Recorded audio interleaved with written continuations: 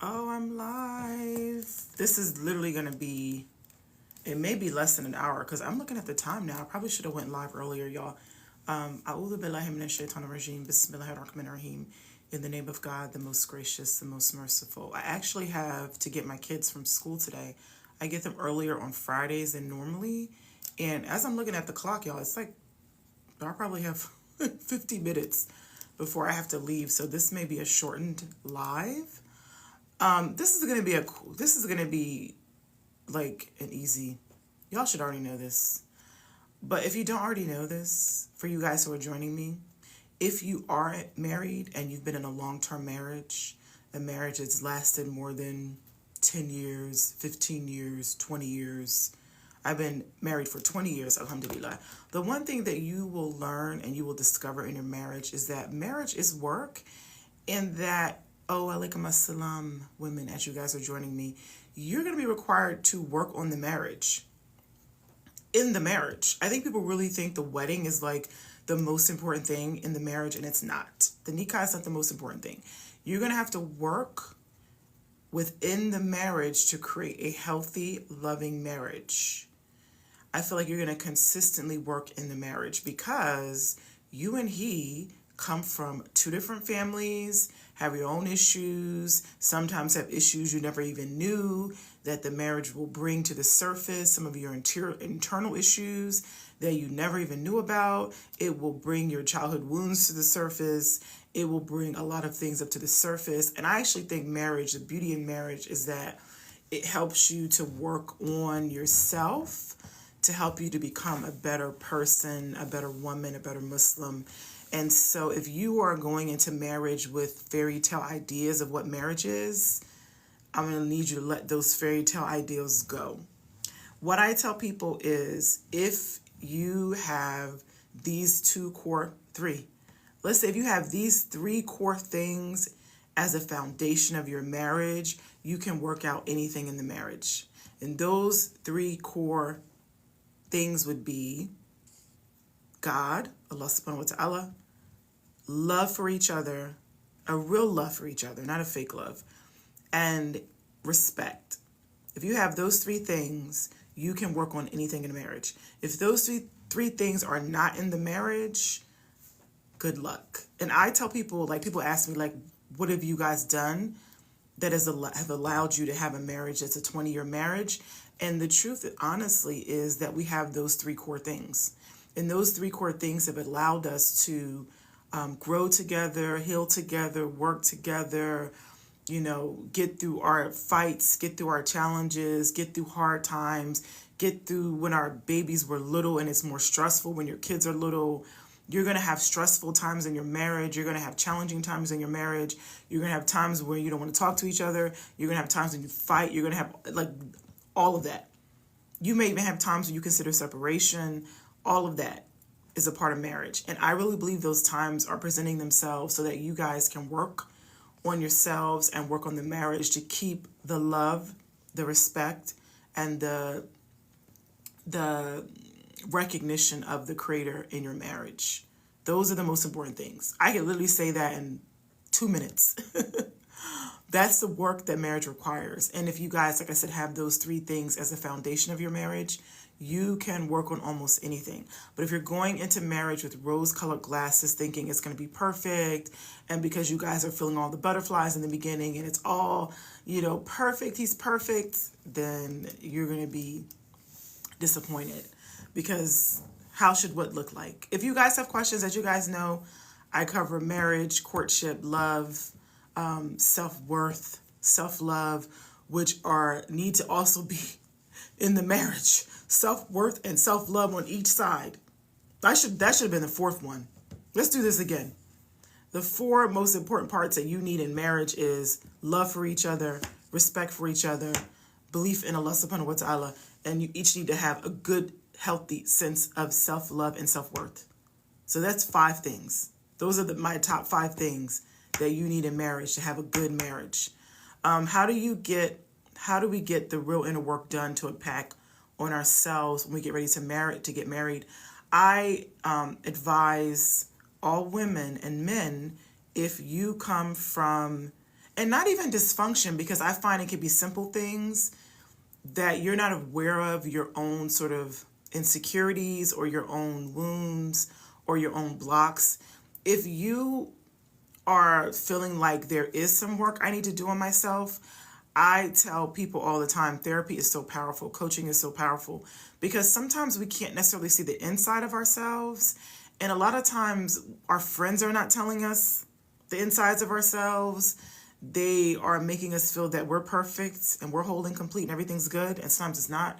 So I would caution all people, women and men, to get some sort of premarital coaching or counseling or therapy to make sure that you can see the inside of you, so that when you go into your marriage, you know what emotional wounds or blocks or insecurities you need to work on to be the best partner you can be. And not just for your partner, but for yourself, because you want to create a healthy, fulfilling life outside of the partnership. And if you're looking for marriage to save you or to complete you or to make you happy, or like, that's not the purpose. That's not what it's going to do. So you want to make sure outside of the marriage that you feel amazing about yourself, you feel good about yourself, you're happy and fulfilled without this man coming into your life. That's important. So you're saying you struggle with emotionality in courtship, feeling your feelings are good, but there is an emotional gap. What do you mean with like expressing your emotions in courtship? Is that what you mean? SZMM. You want to clarify that a little bit more. What are you struggling with? Like being open, being honest with the brother, sharing what you really feel, being vulnerable. What is the struggle? Okay. If you guys have questions, put your questions in the comments. I may not be on for the full hour, like I said, because I'm looking at the clock and I kind of started late because I was working this morning. And I have to get my kids from school soon. So I'll stay on as long as I can. You feel like you're open and he's open, but emotionally measured. I think in courtship, I think people will be emotionally measured. Especially if they've been hurt. If they've been hurt in the past, I feel like they kind of do put their walls up. And I think for me personally, I'm going to be who I am. So I don't really think about what the other person is doing and how they're behaving. I'm going to be the full version of myself. So when I met my husband, I wasn't holding back at all emotionally. Like what I felt, like we had this insane chemistry and we both felt it and we were both open and honest about it. And I wasn't holding back. Even if he had been holding back, I wouldn't have held back, because I just believe I have to be the most authentic version of myself in life. Regardless of what a man's doing, regardless of what my clients are doing, regardless of what my kids are doing, regardless of what my family thinks is doing, I'm going to be my authentic self. So I'm never going to hold myself back because I fear that I'm being too much for the other person. Because if the other person can't take me at my authentic self and can't accept me at my authentic self, that person is not for me. That's what it's showing me. It's not for me. I don't believe in putting guards up, especially when it comes to love. Like if you really want to love someone and you want to give love and you want to receive it, but you are scared and you're putting a guard up, you're not gonna feel it in its truth, in its pure essence, and you won't be able to give it. So having guards up actually blocks. That can be a huge block to you actually receiving and giving love. And if you're holding back because you've been hurt, then you have to do some work on yourself to work around that, right? Because in a really healthy marriage, there's love. There's real love. There's pure love. It's not like one person loves, the other person doesn't. That's not what it is. It's a genuine thing. But if you're not being genuine, and not just in love, in every area of your life, if you're not being genuine, if you're trying to fake and be something you're not, or be different or not, alhamdulillah, I just ate. It was really good too. And not be your authentic self, you're gonna not create the life you want, not just in love, but in everything. You're not gonna create the life you truly deserve when you're not being your authentic self. Okay? Yeah, I don't believe in having my guard up. I don't believe in that. I literally give people the benefit of the doubt. So I'm a trusting person until you show me otherwise. Because I think I've said this before, I trust Allah subhanahu wa ta'ala. And I'm safe. I'm safe with him. So I trust until you show me otherwise. But then if I see things, like if you guys see red flags, then that's when you need to pull your trust back. Is it haram to not get married or desire it? No, I don't think it's haram not to get married. There are women who and men who are not married. I don't think it's haram. I think if you don't desire a physical relationship with someone, then there may be some deeper issues that you may want to seek professional help with, because wanting physical intimacy is a natural way that God designed us. That's just who we are as human beings. So if you don't want to have a physical intimate relationship, and as you guys know, we can only have that in the confines of marriage, there's some deeper stuff going on. Like, okay, so you've been married before. So the question for you is, what did you experience in your previous marriage that made you feel that way? Did you experience a happy marriage, a respectful marriage, a loving marriage, or was it not? And is that why you kind of feel like, I don't really want to go there again?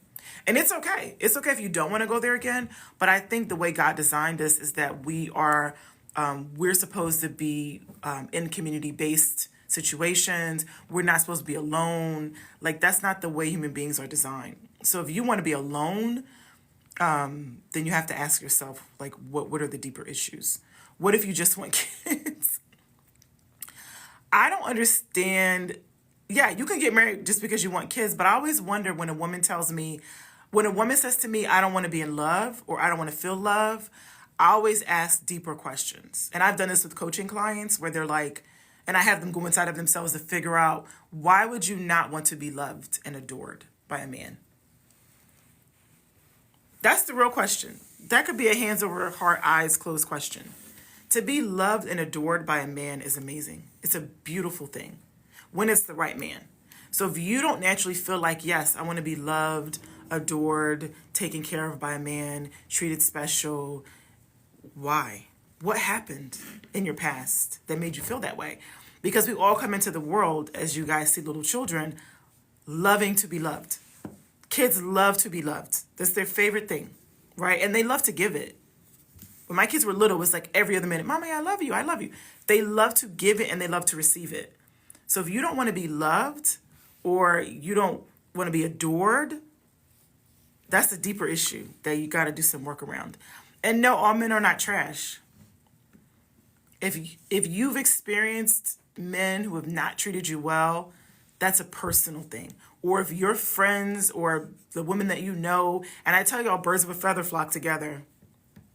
I have friends that have amazing husbands, right? So birds of a feather flock together. And the reason why is because how you think is how your friends think. You tend to attract people that are just like you. So if you have a circle of people, of women that you're around that have not had good, loving, healthy experiences with men, and you haven't either, then that's a sign that there's some work that needs to be done on each of those women in the circle. Because I really believe that when you are well, when you love yourself, when you're healthy, when you're fulfilled outside of a man, that you can have a really good man in your life, right? Let's see. Everything is, walaikum assalam, everybody. Everything is going well during courtship, but he hasn't initiated a call. Should I ask him to call? How do you feel about that, user 2728? Right? I always ask women, how do you feel about it? How does it make you feel? How does it make you feel? You can answer in the chat if you want to. If I'm courting someone and they don't feel the natural inclination to call me, that's going to bother me personally, because I know how I like to be loved. Right? This is what I want you guys to start understanding. You have to understand how you want to be loved and how you want to be adored and how you want to be treated. And it could be different. I'm telling you, everybody's different. Allah made us all different. I know some women who don't want to be up under a man a lot. They need a lot of personal space. But then I know some who are more clingy and they like to be up under their husbands. And, it just depends on you. So for me, I wouldn't like that. And I would probably say something about it. I would probably tell the person, that kind of bothers me, to see their reaction. Because I'm a very honest person. So I don't even know I don't know how people just hold in things. I always wonder, how do women hold in how they feel? How do y'all do that? How do you hold in what you really feel? And if you're doing that, stop doing that. Because people are not on the planet to read your mind. People need to know not just men, all people. All people that happen to come into your presence need to know how you feel about things. So when you don't feel good about something, they need to know. Because they may not know that they're stepping on your toes or hurting your feelings, or they may not even know. I promise you, especially men. They may not know. So I don't have a problem with telling people when they're doing something I don't like. And then I want to see how they're going to respond to it. Because if I'm telling you this thing you're doing I don't like, it hurts my feelings, or does it make me feel good, and you don't care, that's a sign I need to let you go. I need to not have you in my life. Because that means you don't consider my feelings, right? But yeah, I wouldn't like that. I wouldn't like that at all. What if you tell the guy to give you a second chance to meet but doesn't call back? Again, if he's not chasing me, he's not for me, because I like to be chased. So Bubble T, the question for you is, how do you want to be treated by a man? I don't think a lot of women actually have literally thought this very deeply, like I have. I don't think y'all have thought it on the level I've thought it. How would you like to be treated by a man? You have to know. Because then you're setting standards for yourself. And if he doesn't treat you in the way you want to be treated, you have a right to tell him that, because he can't read your mind. And then you want to sit back and see his reaction. Because his reaction tells you how he really feels, right? Exactly. You're just here for the food.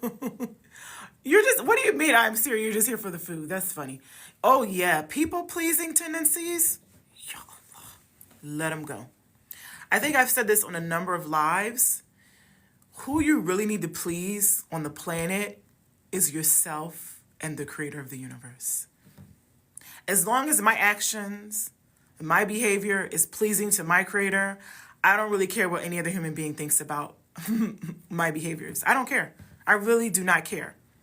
That's power. When you stop trying to please everyone else. That's power. Wa alaikum assalam, beautiful women. Wa alaikum assalam. Glad you guys are here. If you have questions, as you guys know, put them in the chat around courtship, self-love, marriage, all those good topics. The topic was literally about working out the kinks in marriage. You will have kinks in your marriage. You will. Because we're all human beings. We're not perfect. But as long as you guys have healthy communication and you have love, respect, right? And you have God in your life, and you have a good sense of self-worth and self-esteem, and he does too, you can work on anything in the marriage. I promise you. With those blocks, you can work on anything. How long do I think a courtship should last? You're probably asking the wrong person because my courtship was literally 30 days, and I married my husband, and we've been, alhamdulillah, married for 20 years. And we worked out many kinks in our marriage because we had a foundation of the things I just mentioned. Right? Because marriages work regardless. Whether you've known someone for 10, people get, as you guys see, 50% of marriages? I think it's 56%. I just heard the statistic. So 56% of marriages in America end in divorce. Some of those people knew each other for years before they married. Some knew each other briefly before they're married. The amount of time you know someone is not an indicator if the marriage will last and be happy.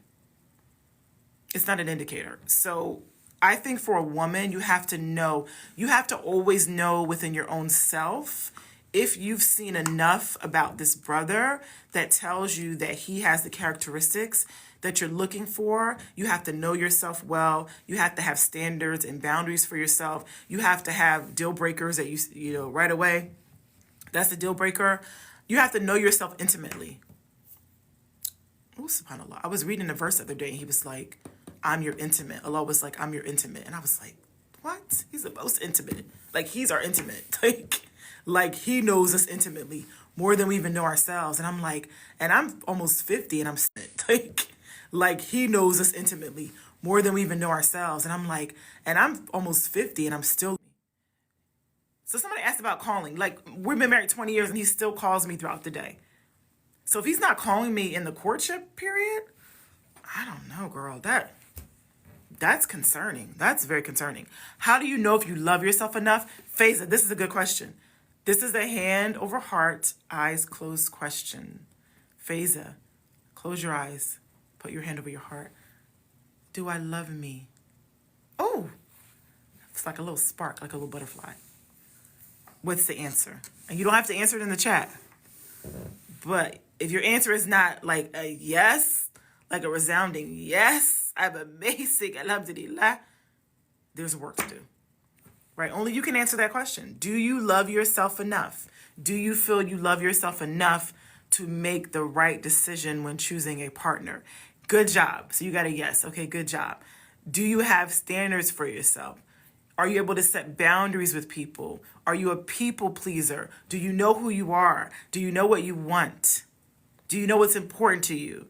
Do you know how to say no? Do you know how to be honest with people when they do things you don't like? Do you know how to get your needs met? Do you know how to tell people what you need? Right? Those are good questions to ask yourself. Right? Because if you don't, you're going to find yourself in partnership with someone that may not be the best for you. No, those questions aren't far-fetched. Those are really powerful questions. And a lot of women haven't really sat with themselves and asked themselves those questions, because when I do, you'd be surprised the answers I hear. And they're like, I never even knew that about myself. And then they get into marriage, and then they are like, I don't even know who I am. I don't even know who I am. So how could I tell this person what I need, what I want? I don't even know what I need and want. That's a great question. Do you know what you need and want in marriage? Write it down. Write it down. Thank you so much. You know, one of my clients told me yesterday, y'all, was in tears. I had to pray about it. Like, when I made Isha prayer, I literally prayed about it. She told me she had a dream about me, and I was making Hajj with her. And she's not married right now, but I was making Hajj with her. My family was there, and she was making Hajj with her husband, like her future husband. And it touched me so that I literally had to pray about it. And I was like, Ya Allah, use me. Don't let me speak to any woman about marriage unless you are literally like putting the words in my mouth. Because I understand that this is like, choosing a marriage partner is a serious thing. I take this very seriously. So I hope and pray that I'm helping you guys. I really do. I'm going to continue to pray about it every day. Like, zip my lip, Lord. Like, don't let me talk if this is not benefiting Muslim women. Shut me up. And that may not be the prayer I want to make. How about just don't let me do any more of these? How about that? Girl, that dream was, I was like almost in tears. And she's told me how much she's changing, and I see her growth.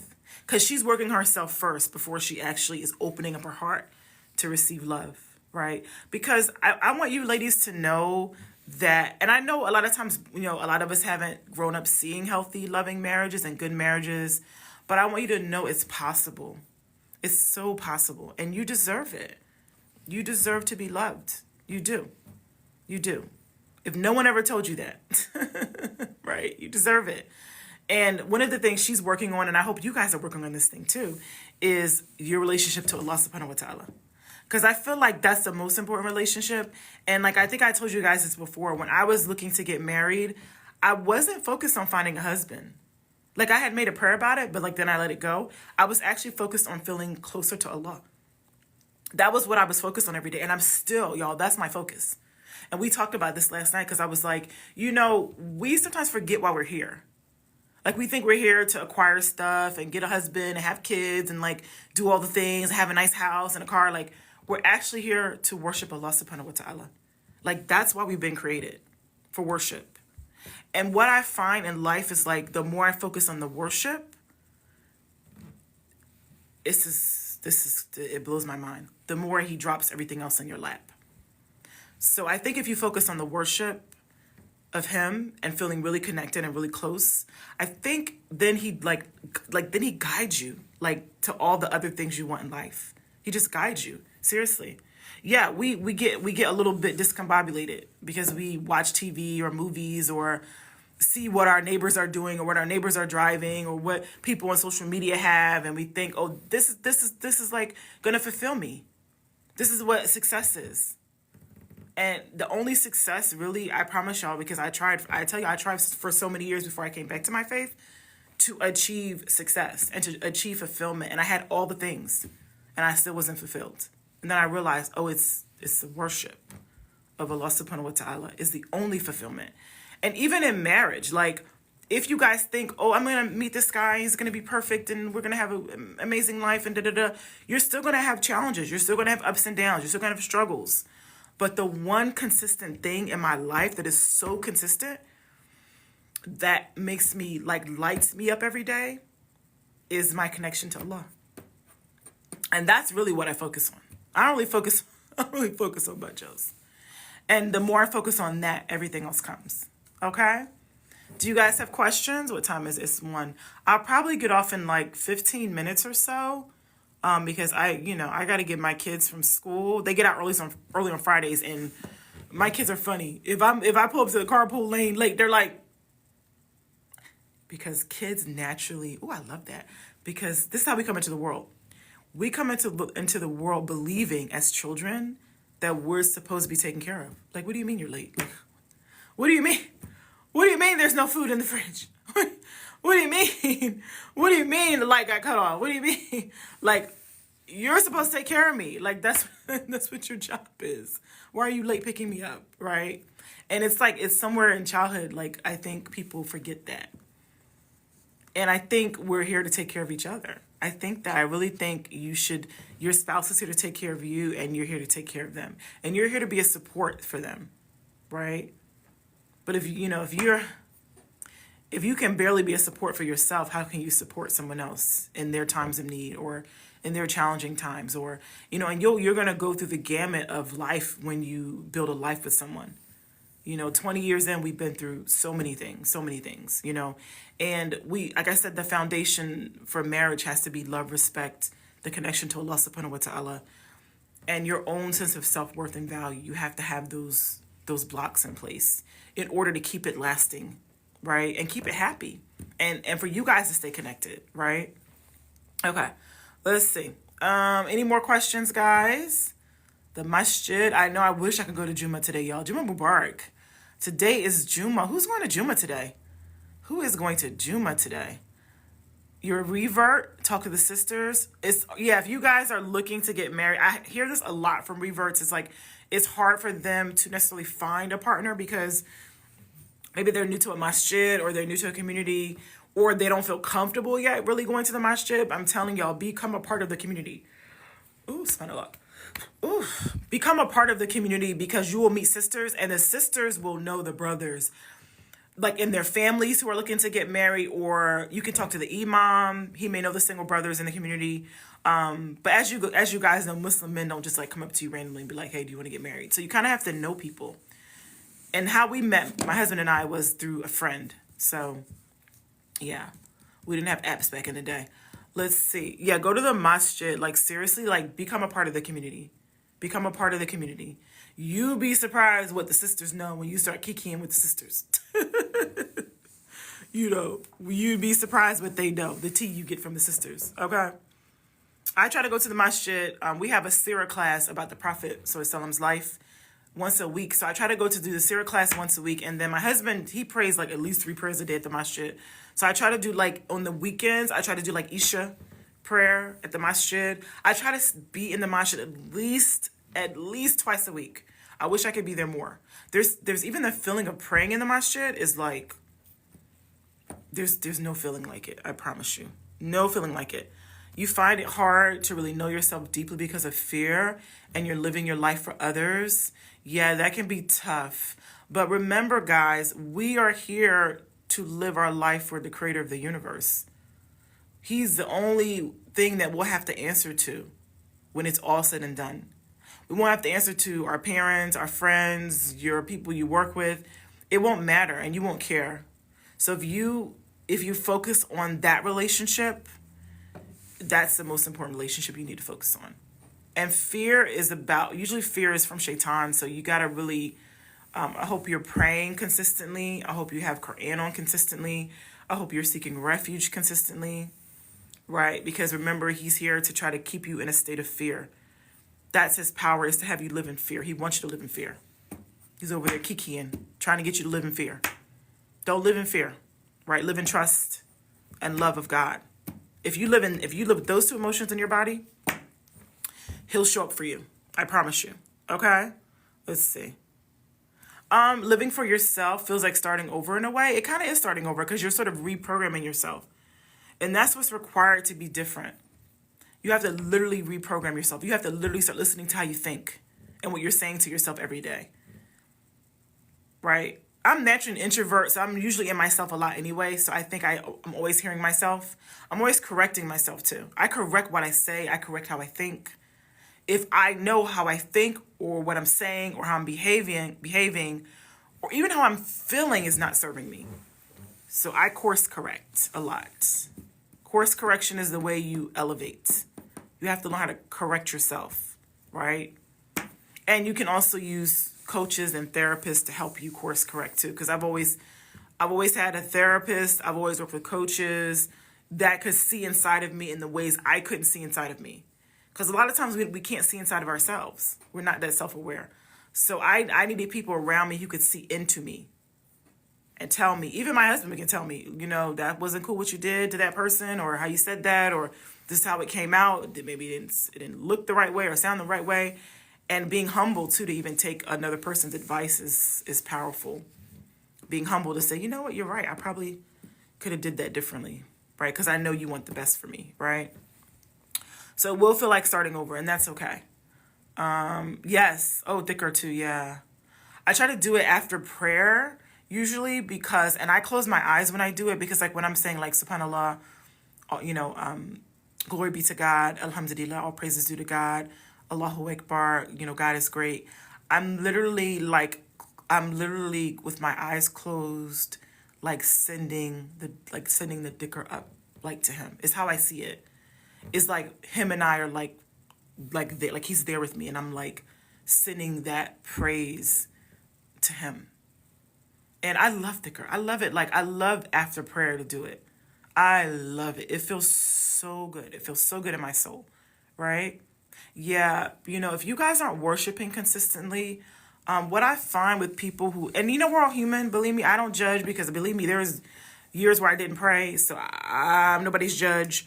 But I find that when I wasn't worshiping God consistently, my life wasn't happy. It was always something, something was always missing. I wasn't fulfilled. I was always searching for the next thing to make me feel good, searching for the next thing, and I could never feel content. And the feeling of contentment and peace to me is, I wouldn't sell it for $50 million. I wouldn't trade it for the world. And what's crazy is that feeling came finally through worship. Like you just said, sister, in the simplest acts of worship, dhikr, in the simplest thing you could do, right? It's it's a contentment to the soul. And I tell people all the time, we're not just physical material, we're spiritual beings. So if you're not, the worship is for you to connect to your spirit. And if you're not in worship, I feel like you're only feeding the material part of yourself, and there's always going to be a part of you that feels like something is missing. That's the way he designed us, right? We have material needs, but we also have spiritual needs, right? And even love, I feel like, is a spiritual need. I'll keep it real. That just came to me. That should be a topic. Love is a spiritual need that God put inside of us. We need to love each other. Like how you feel when you love your children. It feeds you. It feeds your soul in some way, right? So it's the same with the husband. He knows. It's the same thing with the wife. He knows that human beings need to feel love for each other. And that's why he says it in the Quran, that he created the love and the mercy between us as a sign for those who reflect. It's a sign of God. So when you're well, I don't want to be in love, I don't want to feel love, I don't want to give love, I don't want to receive love, it's you're kind of discounting the ability for you to feed yourself spiritually, right? Love is like spiritual food.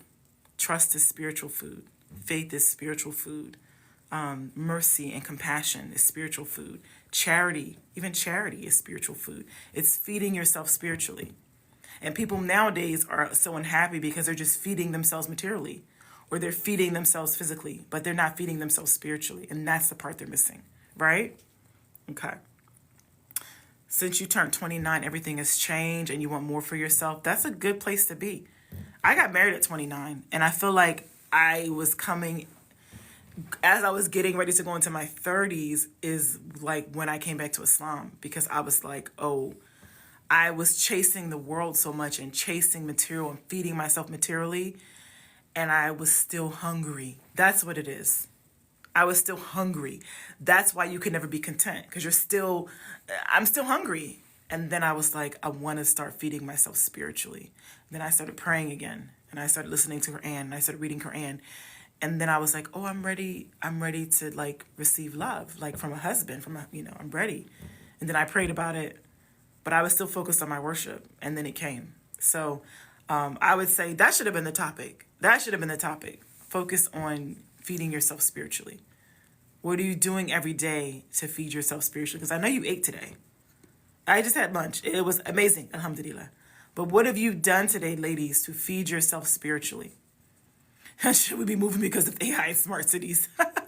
You know what's funny? When I was younger, I used to like really be in the city and love the city. And now I'm like, I love being in grass, and I love being around trees, and I love sitting in my backyard and like listening to the fountain. I love being around the mountains. That's why I love Seattle and the water. There's water and mountains everywhere here. And that actually, another thing, nature feeds you spiritually. How do you guys feed yourself spiritually? I'm curious now. I'm off topic, but I'm really curious about it. How do you guys feed yourself spiritually? What do you do? Right? Because it's balance in life. Hiking, yes. I love nature, girl. Matter of fact, even taking naps is feeding myself spiritually. I'm going to go home, get my kids, go take a nap, because I was up, me and my husband stay up late every night we talk. So I was up to 12:30 in the morning, this morning, talking to my husband, because he works really late. So he gets home and he does Maghrib at the masjid, and sometimes Isha. So he gets home late. So we sit up and talk to like 12:30 most nights. So I will go home and take a nap. I'm going to go on a trail walk, and then I have a friend coming over later. But those are the things I plan to do. Why is my throat like closing up? Hold on. Yes. I love that. Listening to Quran, y'all. I listen to Quran every day, at least like 30 minutes a day, every day. That feeds me spiritually. You read Surah Baqarah? Yes. Oh, I do gratitude every night. What I do, y'all, is I do after Isha prayer, I literally think about all the good things that Allah blessed me with, and I say it to him. And I'm like, thank you for this, and thank you for that, and thank you for this. I do gratitude every night. List to Allah subhanahu wa ta'ala every night. Oh, what do I do for skin? Oh, you volunteer with animals? Oh, I love that. I miss my cats. We had cats. And yes, something the cats kind of fed me spiritually. But they started ripping up our furniture. So I was like, they got to go. They weren't feeding me spiritually anymore. Right, so they had to go. You know what's funny? People always ask me this question. My daughter has more of a skincare routine than I do, and she's 12. She has a skincare fridge in her room. She's all about her skincare. I have a very simple skincare. All I do is wash my face with CeraVe. Wash my face. I use Witch Hazel toner, y'all. Cheapest toner, Witch Hazel. You can get it in Walmart. I love Witch Hazel toner because it tightens your pores. And then I use like Neutrogena facial moisturizer. And I use a vitamin C serum. And that's it. That's all I use. That's all I use. Feeding yourself spiritually will feed your skin. I promise you. Feeding yourself spiritually will make you glow. Y'all know that, right? Feeding yourself spiritually will put a beautiful noor, a beautiful light on your face. That is not even about your skincare routine. Oh, my sunscreen is in. So Neutrogena, their facial moisturizer has a sunscreen in it. So that's what I use for my sunscreen. It's Neutrogena. Yes, it's built into it. Yes. And our sun here is not super intense. It's not like in the south or something. So I don't get a lot of sun like that. And I'll be 50, inshallah, in June next month. And people tell me you don't look 50. Right? Oh, I love that. I love water. Not unknown. I live near water. I'll probably do a live one day with you guys, not too far from my house, where there's like, we call it the Puget Sound. It's not the ocean, but it's a big body of water. And I go down there sometimes and walk. They have a little dock and you can walk. And so I love being near water. Water is like, it spiritually feeds me. Right? Thank you so much. Yes. How do you protect yourself from friends who may not make you feel good without conflict? I know how to pull my energy away from people very easily. I don't allow people around me who don't make me feel good. I don't care who it is. I'll say it again. I don't allow people around me who don't make me feel good. If they don't make me feel good, they don't need to be around me. Whether it's a husband, girlfriends, even my children, when they're fighting and acting crazy or whatever, I go in my room and tell them, you guys go to your room. And then I go in my room and close the door. Because you're disturbing my peace right now with your foolishness. So it's not making me feel good. You have to go. So I know how to put up boundaries with people. I do it very easily. Okay, hey, is it bad to feel frustrated not meeting my nasib when you've made duas and you have trust? I think you're not in the right mindset. I'll be honest. Why would you be frustrated if it's not in the decree of God right now? For whatever reason. For whatever reason. We don't know the reasons.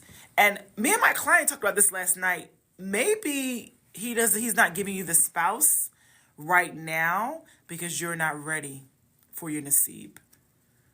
Maybe you're not ready for your nasib. And the question for you is, what are the characteristics of your nasib? What are the characteristics? And do you embody those characteristics? Like, you'll be like, I want somebody very kind. I want him to fear and love God. I want him to pray 5 times a day. I want him to go to the masjid. I want him to read the Quran on a regular basis. Are you doing those things? Are you ready for your nasib? Because like attracts like. So I have to be what I want in another human being. I have to be that. And sometimes I think Allah subhanahu wa ta'ala will prepare you to be that. I'll give you an example. So I didn't get married to 29 because I was like, oh, I want to marry a Muslim man. This is what I was thinking in my early 20s. I want to marry a Muslim man, but was I practicing Islam? So Allah was like, oh, you want a Muslim man, but you're not even practicing Islam. Do you actually deserve a Muslim man? So then when I started practicing Islam and praying 5 times a day, then I met the brother who was doing the same. Right? So I can't ask for the thing that I'm not. I have to be the thing I'm asking for. Right? So all I got to do is work on myself to be a match for what I'm praying for. You want someone with good self-esteem. You want someone who's fulfilled. You want someone who knows himself well. You want someone who's, a good person. Are you that person? Are you that person yet? So sometimes I think Allah subhanahu wa ta'ala is preparing us for the blessing that is on the way. And this is why we stay in submission and continue our relationship to him. We continue to develop it and get closer to him because we believe that by having a close relationship to God, that will bring us everything else that he has decreed for us if that's what he wants for us. And only he knows, because he knows what's best for us. We think we know in our little tiny human brains. I know it's best for me. I know it's best for me. Do you? It's like a 5-year-old telling their parent. It's like a 5-year-old saying to their parent, I want to eat another piece of candy. I want another blow pop. I want 4 blow pops. Why can't I have my 4 blow pops? And you're the mom and you're like, well, I know what you need. And you don't need 4 blow pops. This is how I look at God. I look at him like he knows what is best for me. He knows what's best for me. So I submit to what his decree is. Because he wants me to have good in this life and the next life. So he knows the way he needs to orchestrate it for me. Or he knows how he needs to grow me. So I can be a match for the things I'm asking for, right? You can DM me with a question and I will have the discretion if I want to answer it or not. I don't answer all my DMs, y'all. I get so many DMs a day. I'm like, I don't have the energy sometimes, but if I have the energy and it's something I really feel like compelled to answer, I'll answer it. Okay. Let's see. Any other questions, guys? Yeah, I pray my 5 prayers. I'm working on praying sunnahs, y'all. I'm not always good with it. May Allah make it easy for me. I try to make tahajjud when he returns my soul to my body at 3 in the morning or 2 in the morning. I'm like, oh, that's a sign. And I try to force myself to get up. Because I feel like when he calls you for tahajjud, it's like if you wake up randomly at 2 in the morning, you're like, oh, this must be he's calling me. So then I'll get up. I can't make I can't make Juma every Friday just because of my kids. I get my kids from school on Friday or every day and then Fridays too. And so they don't have a ride. Inshallah, next year Issa will be driving and I won't have to do this. Well, he'll be driving, inshallah, this summer. because he turned 16 this summer, so I won't have to do that. He can get Mina from school, hopefully, for next school year. And then I could be making Juma every Friday, which I would want to do. I'd love to do that. I would love to do that. Let's see. I'm going to be on for about another 5 minutes, guys, and I'm getting off. Come back to Dubai. Girl, I cannot wait. You know where I want to go next spring break, y'all? I've been telling my kids, like, we're going to Qatar. They're like, you're saying it wrong. Qatar is how they say it in Qatar. I say Qatar, but that's not the way you say it. But I definitely want to go back to the Middle East. I had so much fun. I loved it. I loved it. I loved the luxe life that they are living. It was wonderful. It was wonderful. Yes, I hear Qatar is like even more amazing. I hear Qatar is like less touristy and less like glitzy. So I want to eventually, inshallah, I want to buy property there. I've been looking to see like property values over in the Middle East. Because we want to have property in Africa and then property in the Middle East. So inshallah, next spring break, I'm going to check it out. That's what I hear. I hear Qatar is like better than Dubai. So that's the next on the list. Oh, your sister loves it there. Everybody that I asked, they're like, you'll love it. They're like, you will love life there. So yeah, inshallah, we'll see. I'll be on for a couple more minutes. Any other questions, guys? Any other questions? Let's see. Any other questions? You never thought about it like what? You didn't finish it. No more questions, guys. I'm getting ready to jump off. Looks like you guys are good. Any questions about love, marriage, courtship, self-worth, self-love, the worship of Allah subhanahu wa ta'ala, ultimate worship, feeding yourself spiritually, feed yourself spiritually. And getting frustrated if you're getting frustrated with the decree of God, that's personal. That's like me telling God, you don't know what you're doing. You don't know what you're doing in my life. Why are you doing this?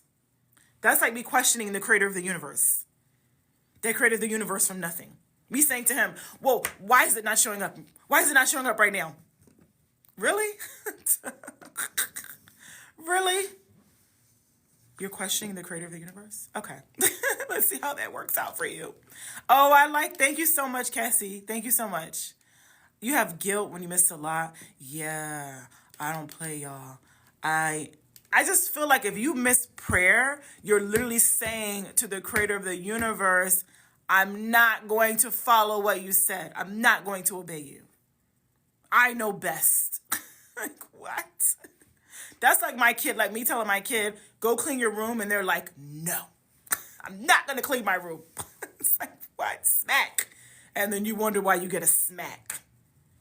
You wonder why you're not protected. You wonder why the things that you've asked, like I tell my kids, oh, you don't want to listen? Okay. See the next time I do something for you. Don't ask me to get on your Amazon wish list and get you anything.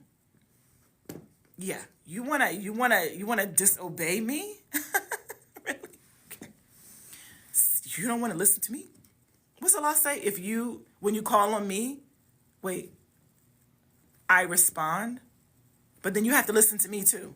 Like, you can't be making duas and calling on me, but then you're like, I'm going to do what I want to do. I'm not going to pray. I'm not going to fast. I'm just going to do whatever I want to do. It's like, really? Who are you?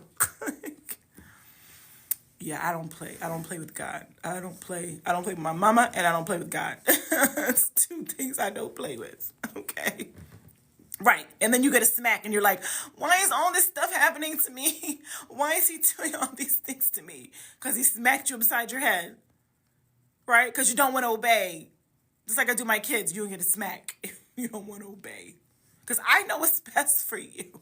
I know what's best for you, and I'm trying to help you because I love you so much. But you want to be rebellious, and you don't want to listen. But I love you, and I'm going to smack you for your own benefit. I'm trying to wake you up because you're asleep. Wake up. Right?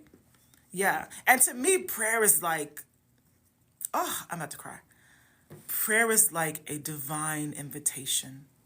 Come, be with me in these 10 minutes, or some of y'all pray fast, 5 minutes. Be with me. Come. Divine invitation to sit with the Creator and worship and ask and make dua and talk to him and tell him what's in your heart, what's on your mind, what's troubling you, what's bothering you. It's a divine invitation, divine meeting. That's how I see it. Yeah. I get it, y'all. I know. I was raised super religious too. I know. And I didn't see the beauty of prayer. It was like, oh, here's another prayer. Another prayer? Didn't we just pray like an hour or two ago? Especially in the winter, another prayer. It was like a burden until I started to do little things to make it enjoyable. Like I put perfume on my prayer rug now. I've made prayer ritual. I may even light an incense. Some people put their Bacord on. I light an incense. I put perfume on my prayer rug. I'll make my wudu. I'll set my intention. I take my time in prayer. When I went to Mecca, y'all, they make prayer slow, so slow in Mecca. You will feel God like you never have felt him. I promise you. You're in the position so long. You're in sujood so long. You literally feel the presence of him. And then when I came back, y'all, I make salat so slow. I make it so slow. I want to feel it. And even when I'm saying the duas in Arabic, when you in each position, I say it in Arabic, but in my head I say it in English. So it has meaning to me in English. I say my surah in Arabic, but then I say what it means in English in my head because it has meaning to me. And then I'm having a conversation with my creator. And it's beautiful. How do I deal with fear of failure? How can I fail when the creator of the universe has perfectly decreed my life? How could I fail? Failure is impossible when the creator of the universe has already decreed my life. And he knows what's best for me. He's already laid it out for me. I could never fail. There is no failure. Failure is a false concept created by Shaitan to get you off the Siratul Mustaqim. As long as I'm worshiping him every day, I'm successful. And I told my client that yesterday. I had her tell me what she thought success was. And it was like degrees and all this. Allah doesn't say that. Success, the reason why you're on the planet is to worship him. So as long as I'm worshiping him, I'm successful. As long as I made my prayers today, I fasted, inshallah, I'll make Hajj once in my lifetime, I'm successful. I've achieved success. I could never fail. And whatever he has for me in this life has already been determined. And whatever he has for me in the next life has already been determined. And all I have to do to be successful in this life is worship him. I don't have to do anything else, y'all, to be successful. And what's crazy is he's giving me more success, material success, when I just focus on spiritual success. Feeling lost, reconnect to your creator. If you feel lost in life, Allah guides those who come to him. He will guide you if you're staying in connection with him, if you're worshiping him. I promise you, HNNY, he will guide you in every moment of your day. So all I got to do to be successful is worship. That's all I got to do. This life is so easy for me, y'all. I don't got stress. I don't got worries. I don't got a plan. I don't got none of that. All I got is peace and contentment. And then he just drops everything else. So here you go. I want you to go here. I want you to meet that person. Here's some more business. Here you go. Here's the next thing I want to give you. Love you. Smooches. Because I know why I'm here. Why are you here? Do you know why you're here? Right. I don't care about people at work. Well, I have a business. I don't work with anyone, but my clients, I could care less. I care what he thinks about me. And the only thing he wants me to do is worship him. He said, I made mankind and jinn for worship. I created you to worship me. He didn't say, I created you to make $1 million. I created you to have a nice house. I created you to have a perfect marriage. He didn't say any of that. He didn't promise any of that. So whatever he's given me, I stay in gratitude for it. I worship him. And that's all I really focus on every day. And then he blesses me he surprises me because I'm not really asking for a lot anymore. So he's surprising me with the things that are decreed for me, right? You gotta reconnect. Stay connected, y'all. It's the only peace in this life. This life is like the Matrix for real. It's fake. He says it. It's delusional. It's a delusion. It's not real. You gotta see through it. It's the Matrix for real. And the more you try to focus on dunya, getting more dunya, being close to dunya, getting more dunya, you become more delusional. And that's why you feel lost. If you focus on the worship of him, he will guide you and you will feel so found and so great for no reason. For no reason. You wake up feeling amazing for no reason. Because he dropped your soul back into your body while you were asleep all night. Yeah. Again, you have fear. I don't have fear. Babuti. I don't live in fear. I'm successful because I'm here to worship God. I'm doing what I'm here to do. So why would I fear a leader doing anything? Allah subhanahu wa ta'ala can only decree for me what is for me. I don't live in fear. I don't live in fear of any human being. That's freedom. And on that note, guys, I gotta go. I gotta get my kids from school. But I will talk to you guys the next time I'm inspired. My salams. Gotta